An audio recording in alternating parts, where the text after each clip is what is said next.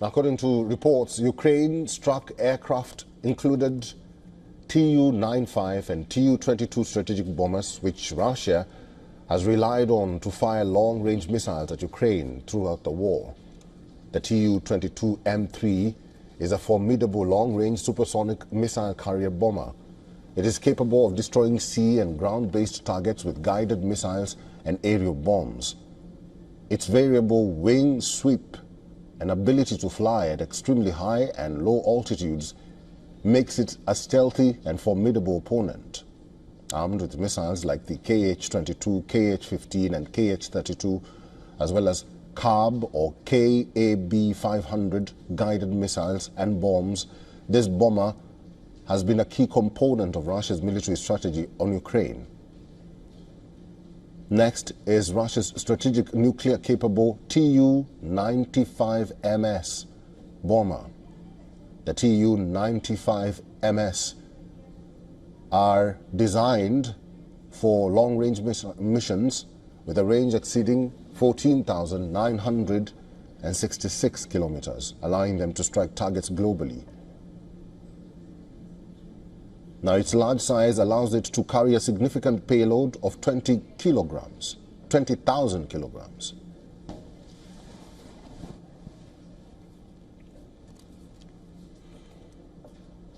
Peter Kuznick is a professor of history and director of the Nuclear Studies Institute at American University. Professor Kuznick is now joining us live on this broadcast. Welcome to the program. What do the drone strikes by Ukraine of the Russian nuclear bombers airbase in Siberia signify?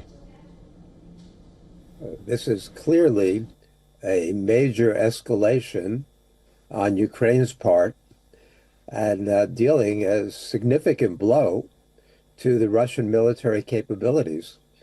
So we're seeing escalation on both sides now. There's been discussion that Russia has begun its spring offensive, and now the Ukrainians showing that they can retaliate. So where this goes from here, Russia's almost certainly going to respond with an even greater military force. And this kind of tit for tat, in the long run, it might say what we're seeing on one hand is jockeying for position.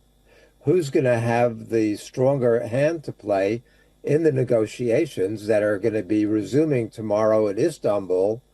But beyond that, the whole question of escalation leading to further escalation is a pattern that nobody wants to see, whose endpoint is almost indeterminable. We see the Europeans, especially Merz, Starmer, Macron, egging the Ukrainians on and promising more and more support. Trump, if anything, is playing a moderating role, and it's just a very, very crucial moment and a very, very dangerous one from the standpoint of ever coming to an end to this war. Nick, now that we're talking about the talks which will resume tomorrow, and we've seen an ongoing drone warfare in the past few weeks between Ukraine and Russia, who gets more leverage during the talks? Is it Russia or Ukraine? Until this latest round of attacks, clearly Russia had the leverage. Russia was advancing on a couple different fronts. So in the ground war, Russia was gaining and is still gaining. But this puts Ukraine in a stronger position, showing that they can retaliate. We had also these comments a few days ago by Merz in Germany, in which he said that Britain, France, Germany, and the United States have all given Ukraine the authority to use their long-range missiles to strike inside of Russia. And then they had to walk that back. And then he said that, oh, that was the Biden policy. So we don't know where it stands now. We do know that Russian officials are warning that if the German Taurus missiles are used to strike inside Russia, that can only be done with German military officers playing a leading role in assisting Ukraine or in actually carrying out those strikes. And there have been threats then that Russia will retaliate directly militarily against Germany.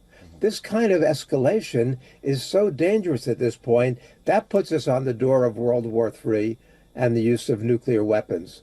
So they've got to all step back from this. And this kind of escalation on both sides is only making it more dangerous and taking us further away from a resolution. Professor Kuznick, then what do you make of Trump's Ukraine envoy, Keith Kellogg, saying that NATO is in a proxy war with Russia? Very briefly.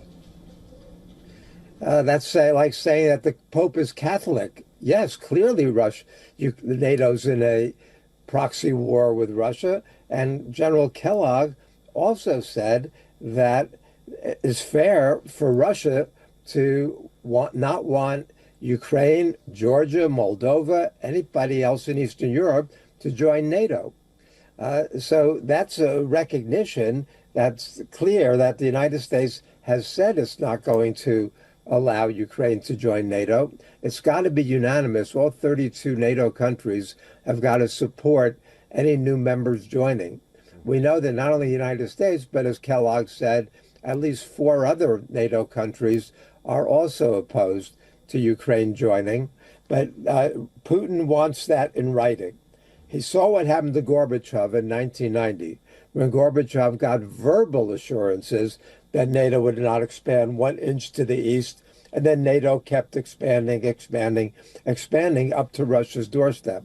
So this has been a fundamental issue, not only for Putin, even for Yeltsin, but he was too weak to act on it.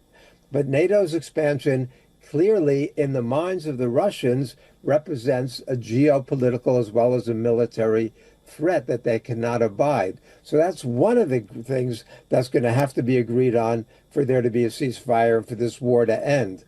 There are other demands that the Russians are making, and if Russia is in the driver's seat on the battlefield, then they've got more leverage at the bargaining table. But what's happened with this latest round of Ukrainian attacks is going to begin to offset some of that, and now we're going to be at, again, an uncertain moment when they meet tomorrow in Istanbul.